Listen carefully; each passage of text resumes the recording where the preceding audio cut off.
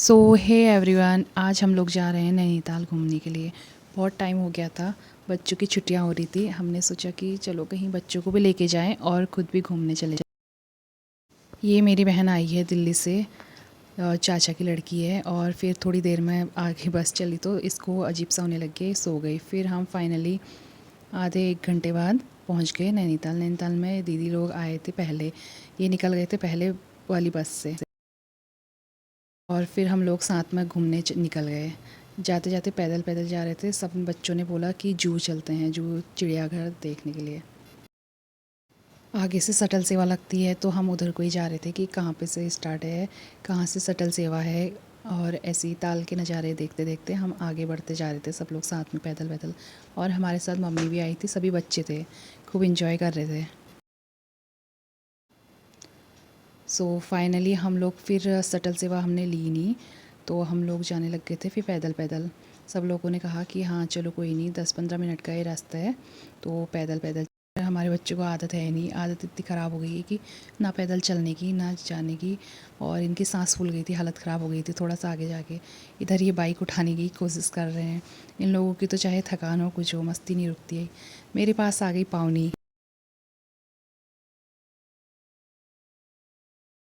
पावनी के नखरे हो रहे थे, गोदी में पकड़ो। मैंने कहा चलो रेस करते हैं। फिर ये दौड़ते दौड़ते जा रही थी।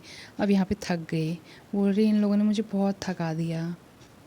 ये देखिए ऊपर से कितना सुंदर नज़ारा लग रहा है। मन तो ऐसा करता है कि यहीं बैठ के आराम से एकदम सुकून नज़ारा देखते रहूं और एकदम रिलैक्स हो जाता है माइंड। बहुत सुंदर लगता है। फिर आगे जाके हमें यहाँ पे बढ़िया बढ़िया से पिक्चर्स दिखी हैं। बच्चे यहाँ पे खड़े होके बोलने लगे हमारी फ़ोटो खींचो यहाँ पे। और ऐसी आगे अच्छी अच्छी पिक्चर्स थी। फिर फाइनली हम पहुँच गए थे। पहले बार हमने इतने नज़दीक से देखा इतना बड़ा टाइगर। बच्चे तो ऐसे देखे रह गए, बिल्कुल इन्हें यकीन ही नहीं हो रहा था कि हम लोग इतने नज़दीक से देख रहे हैं। और देखा जाए तो इन बेचारों के लिए तो बहुत ही दिक्कत की बात हुई, पिंजरे में बंद रहो। यहाँ हम बारहसिंगा दिखे और फिर आगे जाके हमने बहुत सारे जानवर दिखे हमें। ये पावनी बुला रही है आजा आजा मेरे पास आजा करके। फिर हम फाइनली मार्केट में पहुँच गए। मार्केट में हमने लिया तो कुछ भी नहीं,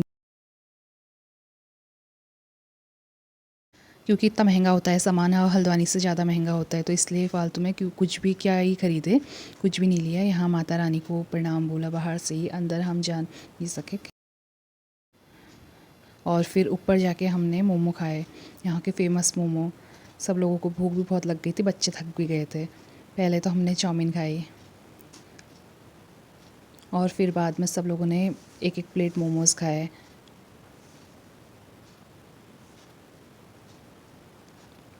एक तो बहुत ठंड हो रही थी और भूख भी लग गई थी और हमने अच्छे से मोमो खाए। पावनी के तो बिल्कुल मज़े ही आ गए। और फिर मैं चली गई नमकीन लेने के लिए। अब नैनीताल आए हैं, नमकीन ना लें। फिर बच्चों ने बोला कि वोटिंग करते हैं और फिर हम वोटिंग के पास आ गए थे कि डिसाइड कर रहे थे कि कौन कौन वोटिंग करेंगे कौन ना करेंगे। फाइनली वोटिंग वोट में बैठ गए। यहाँ पर से जो इतना सुंदर नज़ारा लग रहा था ना, क्या ही बताऊँ। बच्चे खूब इंजॉय कर रहे थे। और हो भी क्यों ना, बच्चों के लिए हम लोग यहाँ वहाँ से आए थे और बच्चों की छुट्टियों में बच्चों को घुमाया कहीं नहीं, तो फिर बच्चे भी परेशान कर लेते हैं। इधर सामने में दीदी लोग भी बैठे हैं, वो लोग हमारी वीडियो बना रहे हैं, हम लोग उनकी वीडियो बना रहे थे।